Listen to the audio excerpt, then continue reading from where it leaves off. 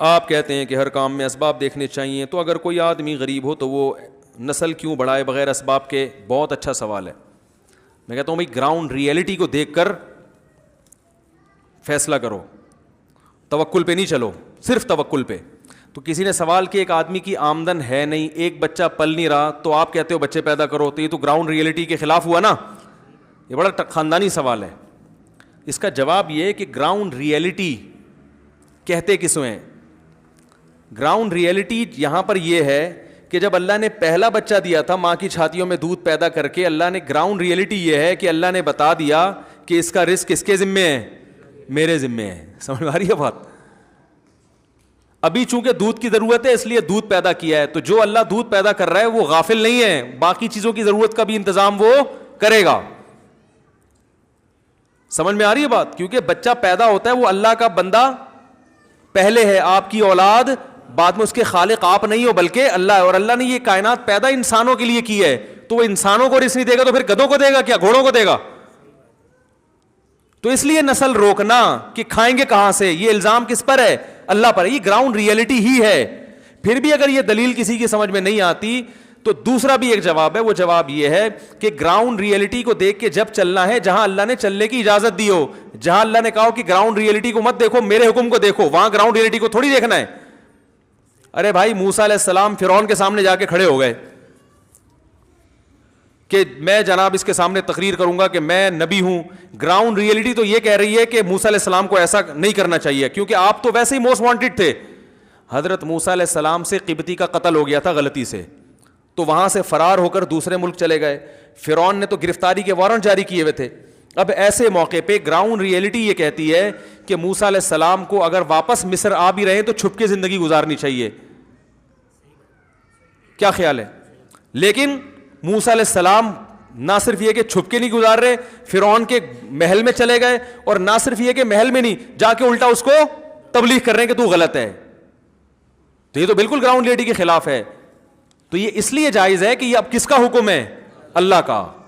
تبھی تو موسیٰ علیہ السلام کو جب اللہ نے کہا کہ جاؤ فرعون کو تبلیغ کرو، موسیٰ علیہ السلام نے کہا انی اخاف ان یقتلون، میں نے تو قتل کیا ہے، مجھے مار دیں گے جان سے، اور میری زبان میں لکنت ہے، مجھے تو فصاحت نہیں ہے، تو میں کیسے بات کروں گا؟ تو موسیٰ علیہ السلام نے عقلی دلائل دیے کہ میرا جانا مناسب نہیں ہے. اللہ نے فرمایا کلا، ہرگز نہیں، یہ میرا حرف آخری فیصلہ ہے، جانا پڑے گا. تو گراؤنڈ ریئلٹی اور یہ سب چیزیں جب ہیں جب شریعت کا حکم ٹکرا نہ رہا ہو. بات آ رہی ہے سمجھ میں؟ اللہ اس کے رسول نے اگر کوئی آرڈر دے دیا اور اس میں دوسرا کوئی ہمارے پاس آپشن نہیں ہے تو اب گراؤنڈ ریئلٹی گئی تیل لینے. صحیح ہے نا؟ تو اسی طرح نسل جو بڑھانے کا ہمیں شریعت نے حکم دیا ہے وہ مالدار کو بھی ہے اور غریب کو بھی. تو اگر گراؤنڈ ریئلٹی یہی ہو کہ کھانے کو نہیں مل رہا پھر بھی ہمیں نسل روکنے کی اجازت اس بیس پہ نہیں ہے، کیونکہ یہاں اللہ کا حکم کیا ہے؟ تزوجوا الودود الولود، نسل بڑھاؤ، انی مکاثر بکم الامم. اور اس کا اولین مخاطب غریب صحابہ تھے جن کے پاس کھانے کو روٹی نہیں تھی. اصحاب صفہ تھے جو بیچارے ایک دوسرے کی طرف پش کر کے بیٹھا کرتے تھے کہ کہیں کسی کے سطر پہ نظر نہ پڑ جائے، کپڑے نہیں تھے ان کے پاس. ان کو کہا جا رہا ہے کہ ایسی عورت سے نکاح کرو جس کے اولاد زیادہ ہو. تو اگر گراؤنڈ ریئلٹی بالفرض یہ ہو کہ بچے کھائیں گے کہاں سے، تو بھی یہ حکم شریعت کے کیا ہے؟ خلاف ہے. تو جہاں شریعت ہمیں حکم دے گی وہاں اللہ پہ توکل کرنا ہے. سمجھ میں آ رہی ہے بات؟ کہ بھائی گراؤنڈ ریئلٹی تو یہ کہہ رہی ہے پتہ نہیں کہاں سے کھائیں گے، لیکن اب اللہ کا حکم ہے تو اس پر عمل، بولو نا بھائی، کرنا پڑے گا. تو میں جو کہہ رہا ہوں گراؤنڈ ریئلٹی وہ اس لیے کہہ رہا ہوں کہ جہاں اللہ کا حکم نہیں بھی ہوتا وہاں بھی توکل پہ چل رہے ہیں، استخاروں پہ چل رہے ہیں. سمجھ میں آ رہی ہے؟ اب جیسے کسٹمر کی لائن لگی ہوئی ہے دکان پہ، گراؤنڈ ریئلٹی تو یہ کہہ رہی ہے کہ بھائی نماز کے لیے جاؤ گے تو تجارت میں کیا ہو جاؤ گے؟ پیچھے ہو جاؤ گے نا. یہ سارے کسٹمر ساتھ والی دکان پہ چلے جائیں گے. لیکن اللہ کا حکم کیا ہے؟ چھوڑ دو اس کو، جماعت سے نماز پڑھو جا کے. سمجھ میں آ رہی ہے بات؟ تو یہاں پر میں یہ کبھی نہیں کہوں گا کہ گراؤنڈ ریئلٹی کو دیکھو، نماز کو مت دیکھو. گراؤنڈ ریئلٹی تو یہی ہے کہ بھائی کسٹمر اگر روٹ گئے تو پتہ نہیں دوبارہ آئے نہ آئے تو تجارت میں نقصان، کہیں گے بھاڑ میں جائے ایسی تجارت. نماز پڑھو اور اللہ پر توکل کرو. جو کسٹمر آئے ہیں اللہ ہو سکتا ہے امتحان کے لیے آئے ہوں، اللہ دوبارہ بھیج دے گا. تو شریعت کے حکم صاف لفظوں میں اگر کہیں ٹکرا رہا ہے پھر اللہ کے حکم کو دیکھنا ہے، گراؤنڈ ریئلٹی کو نہیں دیکھنا. سمجھ رہے ہو؟ ہمارے جو دیندار میں گڑبڑ ہے وہ شریعت کا حکم نہیں بھی ٹکرا رہا ہوتا پھر بھی وہ توکل پہ چل رہے ہوتے ہیں, حالانکہ وہاں اللہ نے توکل کرنے کا بالکل بھی حکم نہیں دیا ہوتا. وہاں اللہ نے کہا ہے کہ بھئی اسباب پہ چلو. سمجھ رہے ہو کہ نہیں سمجھ رہے؟ عیسیٰ علیہ السلام کو بغیر, حضرت مریم کو بغیر شوہر کے اولاد مل گئی, تو یہ تو اللہ کی رحمت تھی, معجزہ تھا. اب آپ کہو کہ بھئی میں توکل کروں گا بغیر بیوی کے مجھے اولاد چاہیے, تو مل جائے گی؟ چاہے جتنے پھونکے لگوا لو صحیح نا, جتنے دم کروا لو, نہیں ہوگی. تو ہم یہی کہتے ہیں بھائی اگر جتنی قرآن خواریاں کروا لو, سردی میں برف بیچو گے تو کاروبار نہیں چلے گا. اب برف بیچ رہے ہو, کہہ رہو یار اللہ بہت بڑا ہے, جب فلاں کا گرمیوں میں کوئلے کا کاروبار چل سکتا ہے تو میرا سردیوں میں برف کا کیوں نہیں چل سکتا؟ تو یہ دیندار لوگ یہ حماقت کر رہے ہوتے ہیں. بھائی پہلے اپنی ذمہ داری پوری کرو, پھر اللہ پہ توکل کرو. ہاں جہاں اللہ نے پابندی لگا دی ہے تو وہاں تو پھر اللہ کے حکم ہے. جیسے موسیٰ علیہ السلام, اگر اللہ حکم نہ دیتا تو پھر موسیٰ علیہ السلام کے لیے فرعون کے پاس جا کے کھڑا ہونا جائز ہی نہیں تھا. وہ اپنے آپ کو, وہ خودکشی کے مترادف تھا کہ آپ ایک ظالم کے اپنے آپ کو کیوں حوالے کر رہے ہیں بھائی, آپ کیوں اس کو جا کے تبلیغ کر رہے ہیں؟ وہ تو پکڑ کے مار دے گا آپ کو. تو جب اللہ نے ذمہ داری لی کہ جائیں, موسیٰ علیہ السلام نے کہا مار دے گا, قتل کر دے گا. اللہ نے فرمایا کلا اننی معکم اسمع و ارى, میں تم دونوں کے ساتھ ہوں. موسیٰ تیرے ساتھ بھی, ہارون کے ساتھ بھی. اسمع, سن بھی رہا ہوں, اور ارا, سب کچھ دیکھ بھی رہا ہوں, میں تمہیں بچاؤں گا. اب گراؤنڈ ریئلٹی ایک دم کیا ہو گئی ہے, چینج. اب زمینی حقائق کہہ رہے ہیں بھائی اللہ سے کوئی نہیں لڑ سکتا, فرعون سے تو لڑ سکتے ہو, اللہ سے نہیں. اب جانے میں عافیت ہے. تو اسی طرح اگر کوئی غریب نسل روکتا ہے کہ کھلاؤں گا کہاں سے, تو نسل روکنے میں عذاب ہے. یہ 2 بچے عذاب بنا دے گا اللہ, ٹھیک ہے نا. اب اللہ کا حکم ہے بھائی پیدا کرو, اور توکل کس پہ کرو, اللہ پہ. پھر اگر مصیبت آئی بھی تو وہ چونکہ اللہ کی طرف سے ہوگی, اس میں اجر ملے گا, اس میں صبر کی توفیق ملے گی. اور اگر رزق کی تنگی کے خوف سے نسل روک لی تو پھر ایک بچہ بھی گلے پڑ سکتا ہے. تبھی تو آپ دیکھو نا خرچے پورے ہی نہیں ہو رہے. 2 بچے ہیں, رو رہے ہیں یار خرچے نہیں پورے ہو رہے. میں کہتا ہوں یار جن کے 13 15 ہیں ان کے پورے ہو رہے ہیں, جن کے 2 ہیں ان کے پورے. بڑی بات نہیں کرنی چاہیے, میں شکر نعمت کے طور پہ بتا رہا ہوں. میرے الحمدللہ 13 بچے ہیں. کبھی مجھے آپ نے الحمدللہ کوئی دیکھا ٹینشن میں, یار خرچے نہیں, یہ نہیں, وہ نہیں, فلانا نہیں؟ بھائی اللہ کا شکر ہے, کھا رہے ہیں, پی رہے ہیں, بڑے ہو گئے ماشاءاللہ. ہر سائز کا بچہ بھی, یہاں 2 مختلف سائز کے بیٹھے ہوئے تھے. میرے بچوں کی دیکھو, آپ کے گھر میں آپ کے سب بچے ایک ہی سٹائل میں بولتے ہیں. ہمارے پاس یہ آپشن ہے, اس گھر میں جاؤ بچوں کی لینگویج الگ ٹائپ کی, دوسرے گھر میں لینگویج اس میں پنجاب کا تڑکا آ رہا ہے. ادھر بچہ اردو ایسے بول رہا ہے جیسے پٹھان لوگ اردو بولتے ہیں. ادھر جاؤ گے بچہ اردو ایسے بول رہا ہے جیسے پنجاب والے اردو بولتے ہیں. ادھر جاؤ گے بچہ اردو ایسے بول رہا ہے جیسے اردو اسپیکنگ بولتے ہیں. اتنے مختلف ڈفرینٹ قسم کے کلچر میں فرق, ہر چیز میں فرق. تو اتنے ماشاءاللہ اللہ تعالیٰ کھلا رہا ہے, پلا رہا ہے. اللہ تعالیٰ عافیت سے رکھے, نظر بد سے بھی بچائے اور مشکلات سے بچائے اللہ تعالیٰ. اور جو 2 والے ہیں, جو اس لیے ایک تو اللہ کی طرف سے کسی کے ہوئے نا, جو یہ کہ یار کھلائیں گے کہاں سے, تو سڑے رہو, تمہارے کبھی بھی تمہارے چہرے پہ سرور انشاءاللہ آئے گا ہی نہیں کبھی تمہارے چہرے. تم یہی سوچتے رہو گے روکو یار, پیسہ بچاؤ, پیسہ بچاؤ. یہ 2 کے بعد تیسرا ہوا تو کھا جائے گا کم بخت, میرے پیسے کھا جائے گا. نہیں نہیں نہیں نہیں, بچاؤ بچاؤ, پھر بھی سکون نہیں ملے گا. خرچ کرو, اڑاؤ, کھلاؤ یار, جتنا خرچہ ہوگا کریں گے, جو نہیں ہے صبر کریں گے. بھائی اسکول میں پڑھانے کے پیسے ہیں, پڑھاؤ, نہیں تو کوئی بات نہیں. پیاز ٹماٹر والا پیاز بیچے گا, ٹماٹر بیچے گا, اس میں کیا ہو گیا؟ ایک صاحب مجھے کہنے لگے 2 بچے ہوں گے تو سٹی اسکول میں کیسے پڑھیں گے, تو وہ تو پھر میں نے کہا کیا ہوگا, سٹی اسکول جنت میں صرف سٹی اسکول میں پڑھنے والے جائیں گے کیا؟ کہہ رہے نہیں, یہ تو بیچارے ٹماٹر بیچیں گے. تو میں نے کہا یہ جو ٹماٹر بیچنے والے یہ کیا انسان نہیں ہوتے؟ یہ کیا حیوان ہے, کیا گدھے ہیں یہ؟ ان کو معاشرے کا اتنا آپ نے نچلا بنا دیا ہے. میں نے کہا جو ایمانداری سے ٹماٹر بیچ رہا ہے, خدا کی قسم وہ اس وزیر اعظم اور صدر سے کروڑہا گنا بہتر ہے جو کرپشن کر رہا ہے. جو ایمانداری سے موچی بن کے لوگوں کے جوتے سی رہا ہے, خدا کی قسم وہ اس بیوروکریٹ سے کروڑہا گنا بہتر ہے جو لوگوں کو غلط گائیڈ کر رہا ہے.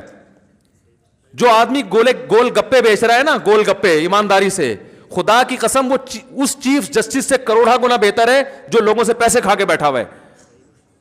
تو اسلام میں ٹھیک ہے عہدے کی بڑی ویلیو ہے, لیکن اس پر آخرت کا مدار نہیں ہے. یہ ذہن میں قبول کر لو, ہمارے بچے گول گپے بھی بیچ سکتے ہیں, ٹماٹر بھی بیچ سکتے ہیں. ہم نے یہ ٹینشن نہیں لی ہے. میں نے ہمیشہ سوچا بھائی جتنے وسائل ہوں گے اتنی تعلیم دوں گا, نہیں تو نہیں, انسان بنانے کو فوکس کروں گا. کوئی بات نہیں بیٹا, رکشا چلاؤ تمیز سے, ٹھیک ہے نا, رکشا چلائیں گے, کیا ہو گیا اس میں؟ آپ نے اپنے دماغ میں ایک چیز مسلط کر لی ہے, 2 بچے ہوں گے لیکن دونوں چیف جسٹس بنیں گے. تو وہ بنے نہ بنے ٹینشن سے مرو گے آپ, اور جب وہ چیف جسٹس بنیں گے آپ کے قبر میں جانے کا ٹائم آ چکا ہوگا, آپ کو پھر بھی فائدہ نہیں ہوگا. سمجھ رہے ہو کہ نہیں سمجھ رہے؟